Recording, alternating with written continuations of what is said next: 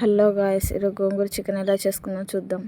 ఒక గిన్నె తీసుకొని దాంట్లో ఆయిల్ పోసుకొని గోంగూర వేసుకొని దాన్ని వేయించుకోవాలి. ఇలా వేయించుకొని తీసుకొని పక్కకు పెట్టుకున్నాక అదే గిన్నెలో కొద్దిగంత ఆయిల్ పోసుకొని దానిపై సామాన్లు వేసుకుందాం. ఆనియన్స్, మిర్చి, దీన్ని దోరగా వేయించుకోవాలి.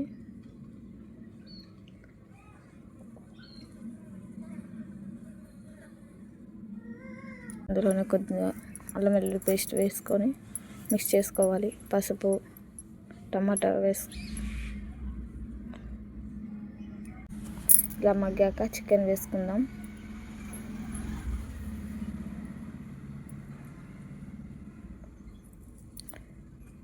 అందులో కొంచెం కారం, కొద్దిగంత ఉప్పు, రుచికి సరిపడా మిక్స్ చేసుకోవాలి.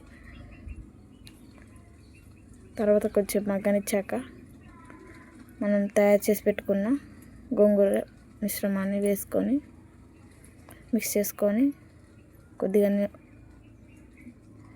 వాటర్ పోసుకొని మూత పెట్టుకోవాలి.